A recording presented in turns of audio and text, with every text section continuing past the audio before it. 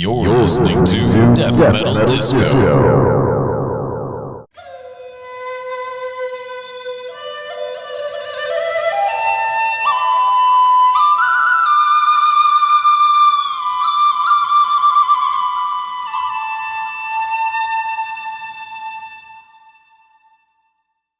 Hello, my pretties. Yes, welcome back to the Death Metal Disco podcast. I'm James. I'm the host of the Death Metal Disco podcast, where I talk about all kinds of dumb shit, usually. Often movies, often horror movies. Maybe not horror movies, but sometimes horror movies, and sometimes music. Usually metal, usually death metal. Not always, but sometimes, most of the time, anytime. I am very sleepy and I don't know why I'm recording at this hour of the day, but I am. So here I am. Welcome. If you're new here, again, my name's James. You're listening to the Death Metal Disco podcast, if you haven't heard that 5 or 6 times by now. So in my last episode, I talked about a couple movies. In this episode, I'm going to talk about quite a few more movies. Last month, God, it's been a month already. Last month, Chris, my best friend, one of my best friends, but my best friend, and we did Telluride, the Telluride horror show, which we do. That was our 7th or 8th year. I think we went in 2016 for the first time, and we've done it every year since. If you count 2020, where we did it from the basement of him and his brother's houses, both of which had, home theater setup type of thing going on, and not mine, which has a living room of terror and doom and Loki the cat. So we did it there. So Telluride Horror Show. First of all, we go down to Telluride. The festival itself is a Friday, Saturday, Sunday event. Technically, it starts on Friday.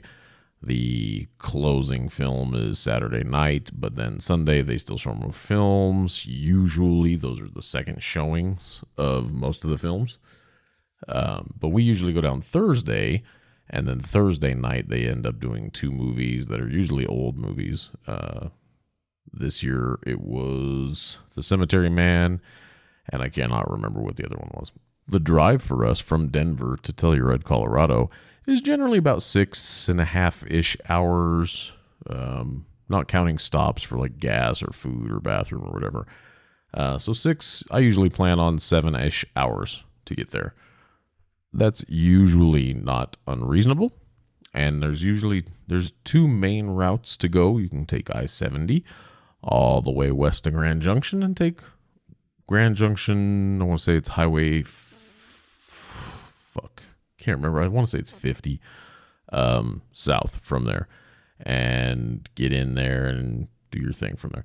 The thing about the Grand Junction route is that it's a little bit faster usually, and that's all fine and good because you're taking I-70, which just has higher speed limits through most of it, and it's less windy through a lot of it. However, when the weather is bad, it is truly bad because you're at higher elevations for most of it. And there's a lot more. It's worse for gas mileage for sure. And we end up taking his truck just because it's more comfortable than my GTI. And it's got 4-wheel drive. And you need that as a legal requirement if you don't have all-wheel drive and or snow tires and chains. And my little GTI in the wintertime is a risk. So, or even late, it's fall. So could be bad, could be good. So the other route is take 285 west into the mountains, and that kind of weaves through. You stay at a more consistent elevation, not a ton of super high climbs and then big descents or anything like that. It's easier on the gas mileage, a lot flatter. It is a bit slower going. It's pretty. I think it's a prettier drive. Both of them are actually pretty. Less falling off the side of a mountain vibey than the I-70 route, but both of them are good usually. that drive this time took us 11 hours taking 285 just because there was construction last year between Montrose and Gunnison. And you get into Gunnison, and then it's like 90-ish miles from Gunnison to Montrose. And it's basically one highway, Highway 50, from between those two. And I want to say there's like a 5-mile section that they are doing bridge work, and it's going over the Gunnison Reservoir in various areas. And last year they had it knocked down to like one-way traffic. You'd have to sit for 15 minutes, half hour. I can't remember how long we ended up sitting there waiting for the stop sign flagger guy to let us go through while cars were coming from the opposite direction. And then they were doing nightly closures from, I want to say 7 p.m. to 5 a.m. or something like that. So I wasn't too shocked when we rolled up on some of that, but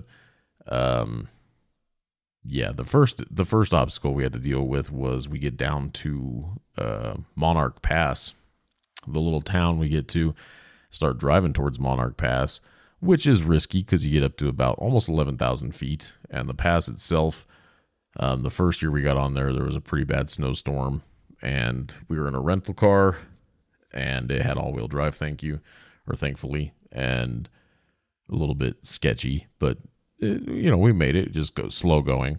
Well, this time I guess the wind was so bad they closed the pass, and we didn't have a single sign telling us until we got there, like right there.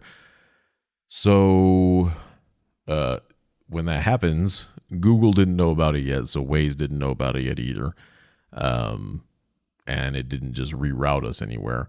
So we had to use Google Maps, Waze, and then try and manually plot out a point. I'd navigate us around. We ended up saving a little bit of time. Took us some time to figure out where the fuck we were going to go. But so we ended up getting to Gunnison. And then it turns out we go through Gunnison. We're driving. I don't even know how far into Gunnison we made it before we stopped for what would have been that normal traffic waiting for the opposite direction to come through and finish. And then just see everybody start doing U-turns in front of us. And they tell, signs about the highway closing. And they're closing now. We're like, what the fuck? And again, Google and Waze and stuff didn't know about that. So now we have to navigate forever far away and go up. They're telling us to go back until we hit this Highway 91, I think it was. And I had looked at that, and that shit was very, very, very, very windy, which, no big deal. I just knew it was going to be slow. Like, if we're doing 30 miles an hour, I'd be surprised. Turns out that was a little bit on the fast side for that windiness. But then you also climb up to a stupid high elevation, which I was surprised that it was as clear as it was, considering Monarch Pass was not far away, and that shit had got shut down. And it was nice and clear, and it was beautiful views, as long as you didn't think about the fact you could drive off the cliff and die. But anyway, that 6.5, 7-hour drive turned into 11 hours very quickly. And that was a bummer, but, we missed the Thursday night movies because by the time we got into town, we just said, fuck it, got some food, and then I was so fried, I was just like, I need to go to bed. So that's what we ended up doing. Missed the Cemetery Man, and I can't remember the other movie, but no big deal. Needless to say, on the drive back, we ended up just going up to Grand Junction and taking I-70 across, and that was fine. And I have a feeling next year we'll probably take that on the way down there too, just in case of the stupid shit again. So the last episode was relatively short. This episode won't be, just because I have a lot more stuff to talk about. We saw a whole bunch of movies. Let me see if I have that list here. I did. So, okay, so the other movie we missed was The Changeling. So the movies we saw on Friday, kicking it all off for us, we saw You'll Never Find Me, we saw Sleep, we saw The Sacrifice Game, and we saw Late Night with the Devil. Then on Saturday, we saw Frogman, The Origin, I Will Never Leave You Alone, Eight Eyes, and The Coffee Table. And then Sunday, we saw Falling Stars, Infested, It's a Wonderful Life, and we skipped a movie called All You Need Is Death because we decided to take our time and get some food instead. And then we closed it out with a movie called Suitable Flesh. I'll talk about most of those to some degree and give my impressions on them, which one was my favorite, with some honorable mentions. And there's a couple that I'm just like, won't even talk about it at all. And you'll piece that shit together. So these are not necessarily in order in any way, shape, or form, but the first one I wanted to talk about was Sleep. And I wasn't sure what it was like. If you've listened to any of my Telluride episodes before, I don't do any research on these. Chris puts the schedules together, which for him has been a challenge because he hasn't been as into horror movies lately as he used to be. Just his divorce left him needing laughter, so he watches probably more comedies now. But he does all the scheduling because he'll go and he'll look at the thing, and maybe he just has more time. Maybe I'm just too lazy. I don't know. He'll piece together the schedule that we go see the movie from the schedule that they put out for their program. But Sleep is from South Korea, and I'm a fan of South Korean horror movies. They generally don't fuck around. They are very keen on the drama. They love to have the story be intense and emotional. And that's part of why I like them a lot, because it's generally very raw. It's a lot more emotional than like American horror movies are. They just has more feeling behind most of it, even if that movie is absolutely brutal.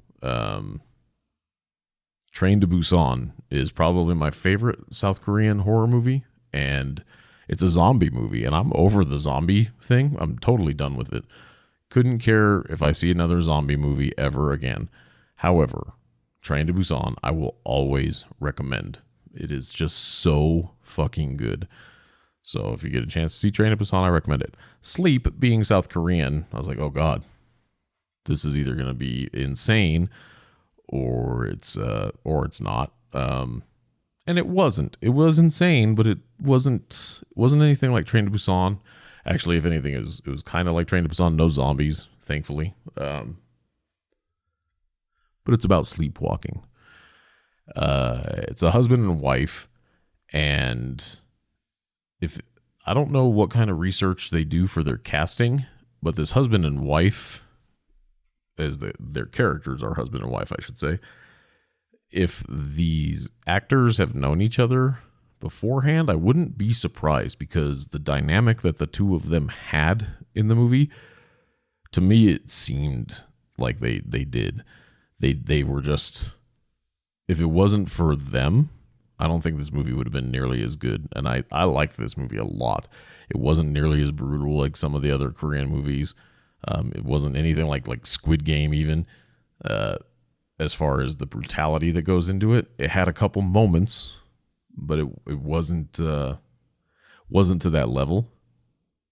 It wasn't on the level of like The Wailing or The Sadness or those. It was kind of like a less fucked up version of Old Boy, that same vibe. It had a lot of comedy, a lot of humor between the male and female leads.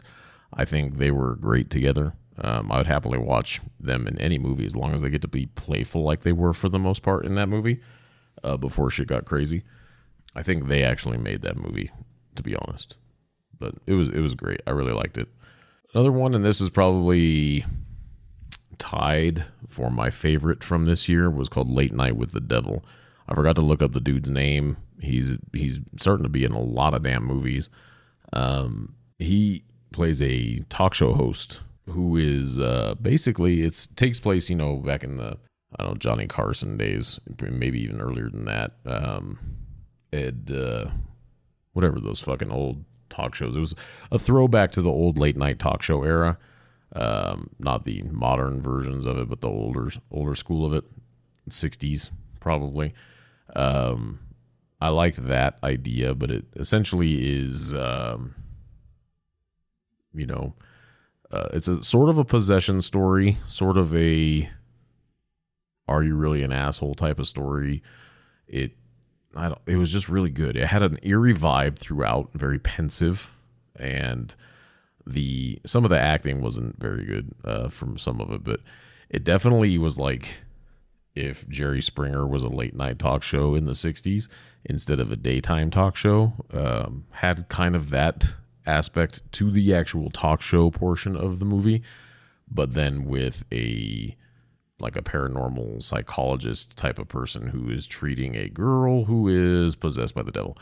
And it's a character study is really what it is, but I think they did such a good job with all the characters and the character development of everybody in there that it's a lot. It's part of it is horror and part of it is drama is the way to say it, but there's some funny stuff in there that, it'll make you laugh at how ridiculous the whole scenario is before everything gets crazy and wonky. But that was one of the midnight showings, late night showings, like 10 o'clock, 10:30 showings. And it was perfect for that because it was fun and it was just bonkers. So I liked it a lot. So Late Night with the Devil, I recommend it. I recommend Sleep for sure. I'm pretty sure it's my favorite from that. I think Chris's was Late Night with the Devil, but I think my favorite from this year was Frogman. By name alone, Frogman was not going to be a winner for me. After seeing it, however, seeing is believing. So Frogman was basically, it's a found footage movie, which, if you've heard me go off about it before, found footage to me is it needs to die. It's just so overdone. It's overplayed, and most of them are awful. Either they're awful for reasons such as the terrible shaky cam footage because they're using an old, Sony Handycam camera or whatever. For me, there were movies that did it and movies that don't, and most of them don't. And this one was a hybrid, so it wasn't purely found footage. It was a mix of, it's the story of a guy who sees a creature known as the Frogman when he was a kid, and people start talking shit about this guy as an adult now, courtesy of the internet. And he's like, fuck it, I'm gonna go find this guy again. I'm gonna get fucking definitive evidence that he exists and go from there. And he gets out, his best friends, and they go and do this. It was kind of like a love letter to the Blair Witch Project, the way it was done. Not the way it was done, but the way it looked, especially through the little Sony Handycam thing that he was using. And some of the jokes that they had and some of the shot setup that they had in there, I'm pretty sure was very much just inspired by Blair Witch Project. But it was so good. Like, it was a perfect mix of humor, showing the three characters just talking about things and doing things and interacting with the townspeople that they had to go through and talk to and interview for this documentary that he's trying to do, because he's trying to make a documentary about this Frogman character that he found as a kid and got on camera so that it's a more of a real thing, and basically reestablish himself as a successful person instead of a loser that somebody on the internet called him out to be. The humor was great. The found footage stuff was surprisingly good. I thought it was going to be terrible the moment I started seeing that it was going to be a found footage movie. I was like, oh, fuck, I'm going to hate this fucking movie. But I actually liked it a lot. It was fun, which is important to me, especially if you're going to do a found footage movie, you better make it fun, because they're just so overdone. But it was great. The vibe between all three, the characters was great.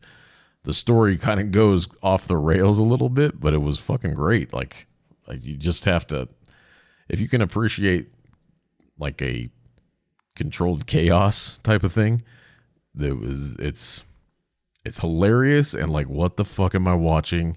And oh my God, like, if you can imagine in real life things like this happening, which I think for me, like I said before, is half the allure of watching movies like this to begin with, then you'll enjoy it. I think Dan Myrick and Eduardo Sanchez, and I can never remember the third guy's name from that made the Blair Witch Project. I think they would, if they haven't seen it, they should. And I think, I don't know Eduardo Sanchez all the well. I'm friends with Dan Myrick on Facebook, and I've actually talked to him at the Mile High Horror Film Festival a few times. But I think he would appreciate this. I think he'd probably love it, to be honest. Not sure about Eduardo and the other guy that I can never remember his name. He's got a beard. That's all I remember. But Frogman. I recommend Frogman. Check that out. If you're into fun movies that are just kind of ridiculous, there you go. So movies with titles like this next one generally do not inspire a lot of confidence as to how well I might like them. And like I said, I generally don't even read the plot lines that are in the program for the film festivals when we go to them. I'll see the name, maybe look at the picture if it's got one. If I even look at the program, I didn't even look at the program this year. I didn't look online. I didn't look at the print. I didn't even bring a program home with me, mostly because I forgot to grab one. Chris has like 4 or 5 of them probably, but I forgot to grab one. But this one's called The Coffee Table. Let that sink in. The Coffee Table. The only thing I knew about it, and that was because I heard somebody else talking about it, is that it was in Spanish. That was the only thing I knew. It was in Spanish. I believe it was made in Spain or maybe it was French. I think it was Spanish. I've totally drawn a blank now. But it was a foreign movie. I'm pretty sure it was Spanish. And now I think about it, I'm not even sure it was Spain. Can't fucking remember. It might have been South America. Totally, it wasn't Mexico. That much I'm pretty sure. Pretty sure it was Spanish, but whatever. It doesn't matter. It was foreign language. The Telluride volunteer, the host, who they have a movie. They have a guy or person come in and intro the movie, and if there's one of the filmmakers that's there for it, if they're there, they'll maybe do like a quick Q&A or introduce them or let them intro the movie. But he was talking about this, and as he's introducing the movie, he's like, all right, I hope you guys are ready, because this movie, he's like, we're all going to laugh and we're all going to hate ourselves for it. And that was probably the most accurate thing that happened ever in the history of the world.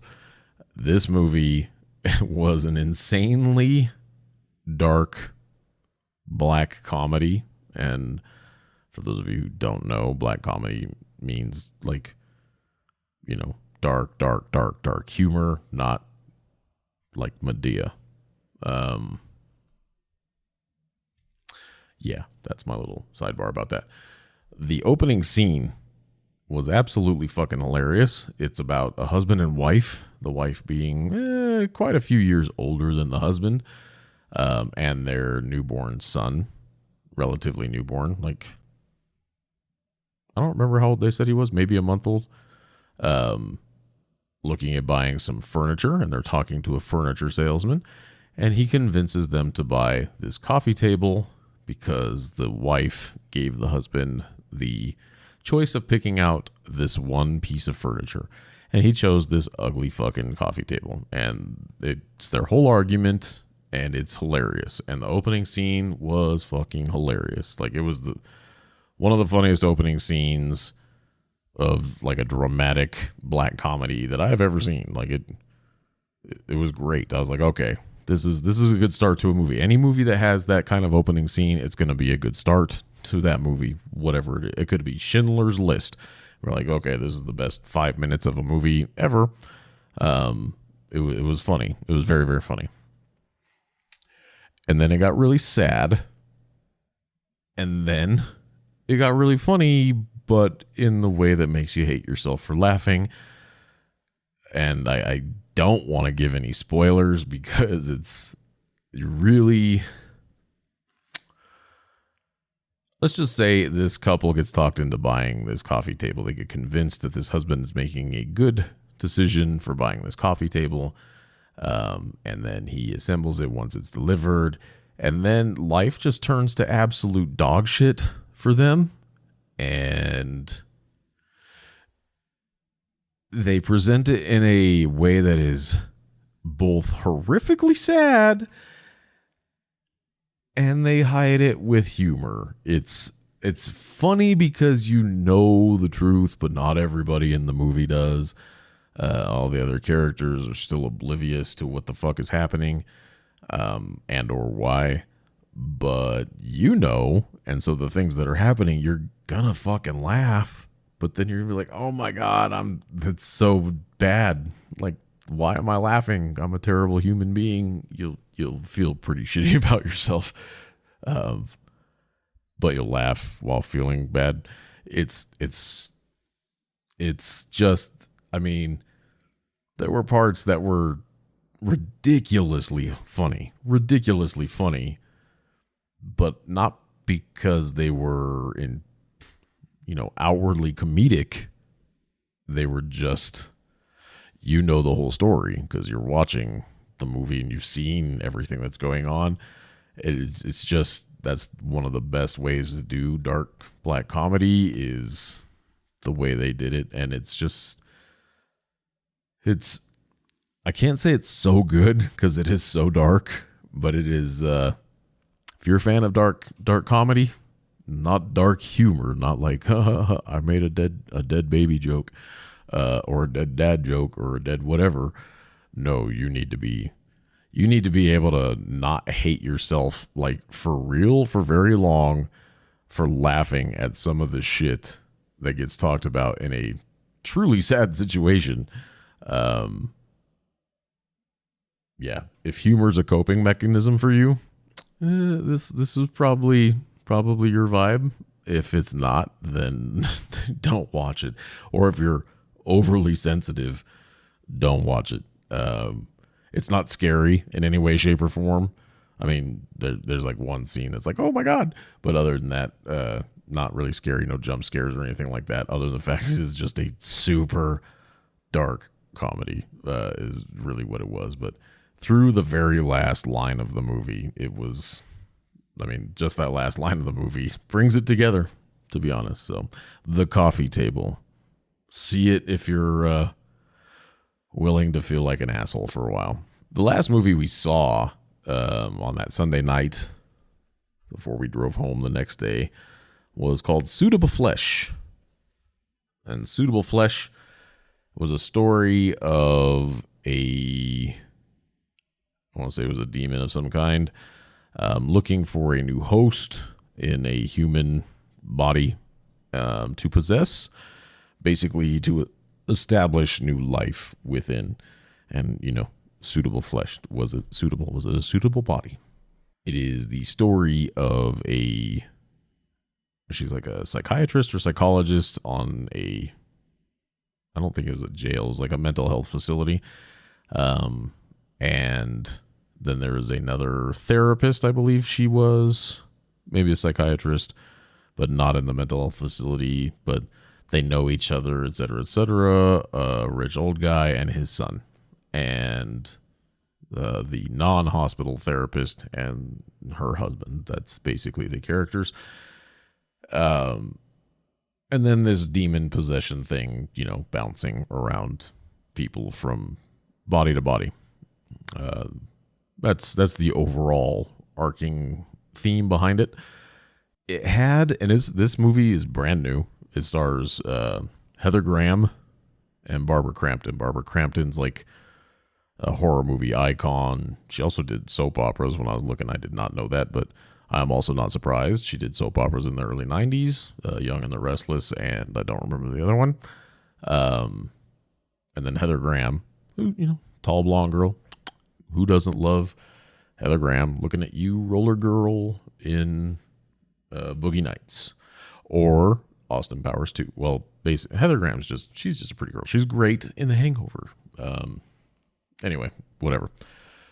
This movie felt like it felt like a combination between the mid-90s Cinemax and HBO skin flicks mixed with daytime soap operas. That's what it felt like as far as the vibe. Even like the way it was filmed, it looked just like it looked just, they have a look to them, whether it's the lighting or camera or field of depth. I don't know. Like I never went to film school or any of that shit. They just have a look. And you look at that, you're like, this is either going to be a soap opera or porn or, like softcore porn, that type of thing. That's the look that this one had. The acting, and I don't know, like Barbara Crampton has been in some movies where she's a great actor and her character's great and like all the actors are great and everybody's great. And then she's been in some where it's not the case. And then Heather Graham, I don't think has ever once been called like a really good actor. She's not like a terrible actor, I don't think, but she's not known for her. She's no Meryl Streep. We'll just say that. And the other people that are in it, there's one guy, he's a younger guy. He's the rich guy's son. Yeah. I don't even have words. The whole audience laughed. Again, this was like the last movie, it was like 8:00. The whole audience laughed, and the movie makes you wonder, did they make it bad on purpose? Some of the dialogue was just that bad, that cheesy bad. Like it was just like a classic B movie, something you would find on USA late night in the mid-90s, something that Joe Bob back in the day might show, or even today might show on the last drive-in. I don't know, I didn't hate it. It was just, what the fuck is happening? It's so, if you can appreciate like an actual B movie, as far as we know this movie is not really all that good and it's just kind of ridiculous, but here's a couple of attractive ladies in their 50s and 60s that you've been a fan of for years and years of their movies, and then just them, maybe you'll appreciate this. I don't know if that's the case for me. I have very mixed feelings about it. Like, I think genre fans, like horror genre fans, will have a good time watching it, especially if you're not watching it alone. Like if you're watching it with friends and you're just at home and you can talk shit, then you probably have a good time. People who watch scary movies and are, oh my God, it's fall, it's time to cuddle up and watch some horror movies. This is not the horror movie for you. This is a movie you'll be like, why did you tell me to watch this? That's how I look at this movie. It is goofy and stupid, but kind of fun. Like, cause it's one of those movies that's bad, but it's like fun bad. Those types of movies, like they're out there. There's plenty of them out there. I don't know. All I will say is Barbara Crampton is 64 years old and Heather Graham is 53, and both of them look fantastic, and nothing wrong with a couple of attractive blondes, even if they're older, being horror movie icons, even though Heather Graham's, I don't know if she's been in other horror movies, but Barbara Crampton's been around forever, does the festival thing. Even though I don't think she's made it to any of the festivals. She was at one of them. It wasn't Telluride. I think might have been the Overlook. I think she actually made an appearance. I don't remember what movie it was, or maybe it was Stanley Film Festival. I can't remember. But I'm pretty sure she made it to one of the festivals that we did. Her, and it was like, I think most of the cast of the movie that they did. So I want to say it was Stanley Film Festival, and I want to say it was called Daniel Isn't Real, which I didn't like, but I'm not even sure she was in that movie because that movie was dumb to me. So, but anyway, Suitable Flesh, again, genre fans watching together will probably at least have a fun time watching it. People who watch scary movies, just skip it. You're not going to enjoy it at all. It's ridiculous. There are a couple movies that I'm not even going to talk about at all, that I won't bring up. But for honorable mention, I got 4 movies that real quick I'll run through. One of them was called Falling Stars. I really liked it. I didn't consider it a horror movie. The last couple of years, there's been movies that were more on the sci-fi vibe that had, I don't know, maybe it's just because they're independent, but they were really well done. This one had a little bit of a horror vibe to it in the realm of like people just get taken type of thing, go missing. But Falling Stars I really liked it, but it was not horror per se. It could have been very easily, well, I don't want to give it all away, but so they basically have this, in this movie, they have this seasonal thing that kind of follows they call it the harvest, and I can't remember if it follows the actual like fall harvest. But anytime you see these falling stars, that they're actually angels, and the angels, you see one, whatever, they're not good times. They take people and they harvest humans. That's the overall premise of the movie, and it basically follows around a small group, a small family, dealing with that for the first harvest is what they called it. But it was good. Like it was pretty intense. It was curious. It was like an alien abduction movie, but instead of aliens, they were angels, which is a nice take on it. I enjoyed that aspect of it. But still, I thought it was more sci-fi than anything. It's just the whole premise of shit falling from the sky and people go missing. That's pretty much what it was. Another movie that I didn't think I would enjoy at all, because I didn't know anything about it, was called Infested. And we weren't originally seeing this one, but we had to change our schedule. One of the movies that we were going to see, I think, for whatever reason, they ended up having to pull out of the festival, or it was coming out on like Shudder soon, so Chris changed it up. But Infested is a spider infestation movie, and I am not a spider person, not a bug person. But spiders, they don't do it for me. Arachnophobia scared the shit out of me as a kid. And unless the spider movie is like Eight-Legged Freaks or something where it's, gigantic spiders, I'm probably not going to have a desire to watch it. So I went into this with an open mind, and I was not disappointed. It was gross, and the whole audience was like, you get a bunch of people who watch a lot of fucking horror movies and see some really gory shit on a semi-regular basis. Spiders are their weakness. That's all I'll say. The crowd was like grossed out and ew and icky as it was. There were some parts that I'm like, that's awful. I don't like thinking about that at all. But it wasn't. It made your normal spider movie look lame by comparison. But it wasn't like overly gross or anything, which was nice. Like it didn't, other than just the creepy crawly factor, it didn't have the typical horror movie gore or anything like that. So that was good at least. But what it did have, somebody compared it to like Attack the Block, which is awesome if you haven't seen Attack the Block. It did feel very much like that. It's basically this building gets infested with this exotic spider, and shit gets crazy, and now they're trying to get out of the building so they can survive. And takes place in England. It had some really, really funny moments too, and then it got, the first half of the movie was probably a lot more open to the humor, and then it sat in a more serious tone through the last half. But it was fun. Like, it was fun and it was intense, and you really start hoping for everybody in it.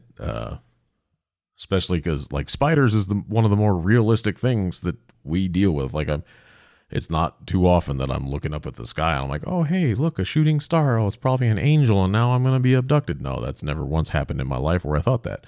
However, I have thought about being totally encased in spider web material and drained of all my fluids by even the smallest spiders. So, yeah, Infested.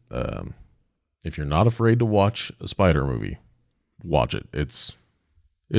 I really liked it, actually. Another one was called I Will Never Leave You Alone. And this is about a guy who gets released from prison.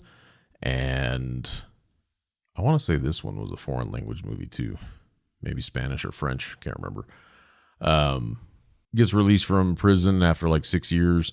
And as part of his parole, he has to get a job. And his parole officer sets him up with like a real estate agent to go sit in a house for, I don't remember what it was called, but it was basically like the Chinese version of Shiva, but more spiritually for the spirit. Like, say somebody dies in the house and their spirit didn't make it to heaven. Now it's just kind of hanging out in the house. Well, they need to do this cleansing where for 6 or 7 days, they light candles and say a prayer, and then that spirit makes it to heaven and the house is now cleansed. That's the whole idea for it.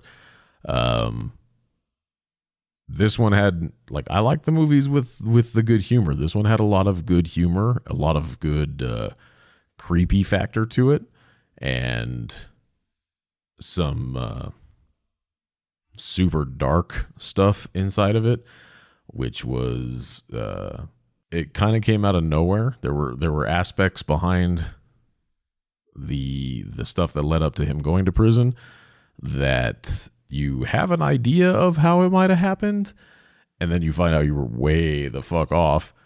I liked it. It was kind of all over the place a little bit, but it was really well done.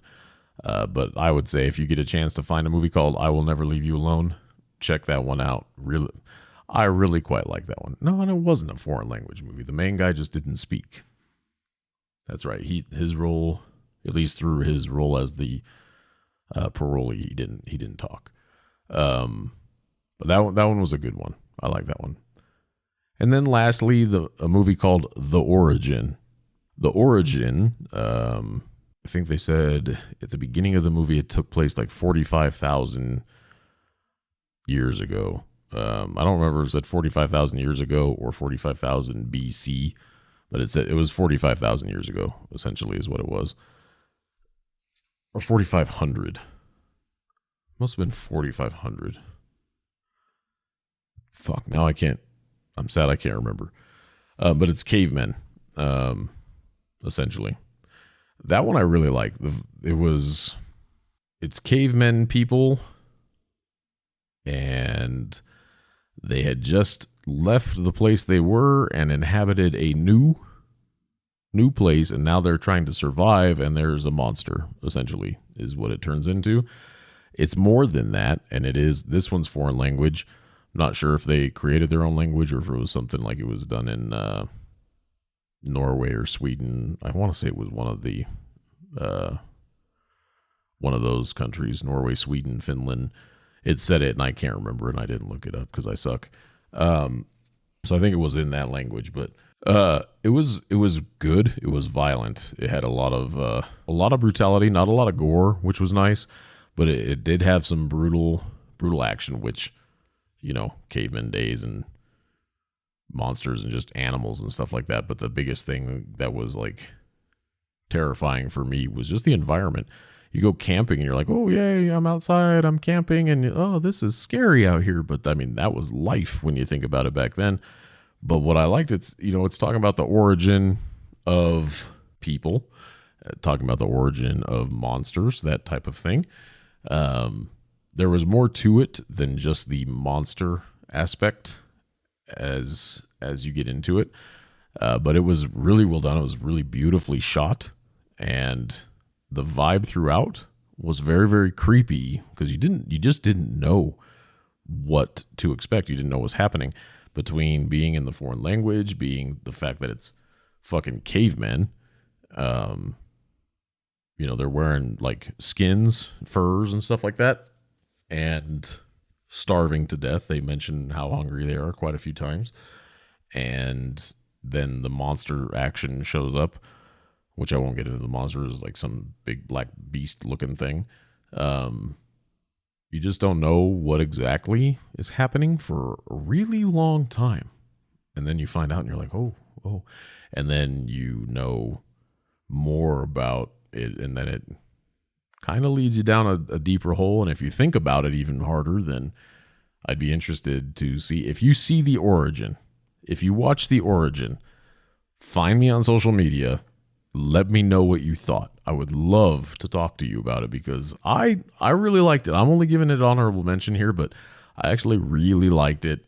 It was really well done, I thought. And then just the true story after having seen it. I don't want to give any spoilers out for it. The true story after having seen it. You know, if you know anything about human history, I'd be interested in what you think of that movie. So check it out. Anyway, we did Telluride. We had brown dog pizza because that's a staple. We had Steamies because that's a staple. Did we go to the taco place? We tried to go to a taco place there. Nora, I don't remember what it was called. It used to be called Nar Tacos, and they relocated. Where the fuck did they move? They moved to Ridgeway, I think is where they moved. And now there's another place in where they were located. We went there one day, but they were closed for a private event, and we were not cool enough. So no tacos for us. And there's also the Wood Ear. It's like I think it's a Japanese restaurant. It looks pretty expensive. It's like, I don't know. When I went to, the hell's the name of Homeboy's ramen place in Vegas and New York? Not Milk Bar. Momofuku. When I went to Momofuku, I paid $30-something for a bowl of very delicious ramen. But that's, you know, I was in Vegas and I was in Cosmopolitan. Or no. Well, yeah, I was in Cosmopolitan. And it was delicious and worth it. Well, I mean, probably get equally good ramen elsewhere for way less than $30, but this Whittier place looked like they had ramen for the same price, but they also did a bunch of other shit. But Telluride's expensive anyway, so big shocker there. We stayed.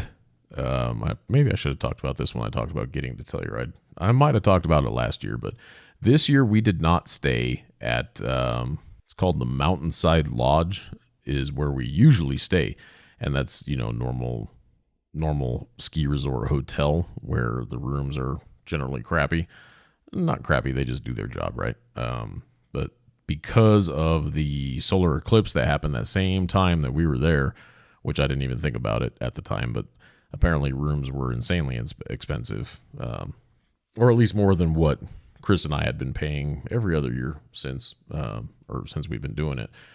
And we ended up staying at the Bivy Hostel, which is about a 20-minute drive back out of Telluride. And I totally forget the name of the tiny little town it's in. But it's when you first turn off the road coming from Ridgeway and you actually turn to go into Telluride. It's about 2 miles in from there, 2.5, 3 miles in from there. But that's a nice hotel. Chris actually booked us last year when we stayed there. We stayed there one night, and he booked us. It was a queen and double something or other, and it ended up being a queen and double bunk bed. This time it was actually 2 queens and was more like a regular hotel room, which was really nice. Appreciated that. And I always appreciate Chris. Chris books all this stuff, and then I just reimburse him for all the lodging. But yeah, like the Bivy, Bivvy. There's another one. I wanted to say it was in Vail or Aspen or something, but if you just Google Bivy Telluride, this isn't sponsored. They're not paying for any of this, but which is probably good because I don't have any listeners, or not like a lot of listeners. The Bivy Hostel down by Telluride. If you just Google the Bivy Hostel Telluride or the Bivy, I want to say it's the Bivy Hostel. Maybe it's the hotel. I have to look again, but it's a nice place. And if you're not going to be there, I know like people that have to do work there. Saw a lot of people there working, but I know there were a couple other people. There was if they're husband and wife or boyfriend and girlfriend. I just referred to him as Capri Sun because when I met the guy, the first night we were there, he was carrying like this massive thing of Capri Suns when I held the door for him. But he was actually at the festival, so I always just referred to him as Capri Sun. So they were cool people. But yeah, Telluride 2023. That was, let's see, 16, 17, 18, 19, 20, 22, 23. That was our 8th consecutive year doing the Telluride Horror Show. So, yay for us. That's my story. Thanks for coming by to listen to me yammer on about movies and such.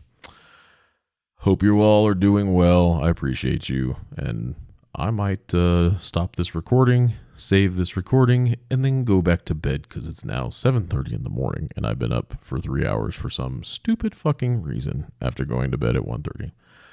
With that, I bid you adieu. And this episode will come out the week of Thanksgiving. So happy Thanksgiving. Stuff yourselves on turkey. Or not. Do whatever. Love you all. Thank you for listening to Death Metal Disco.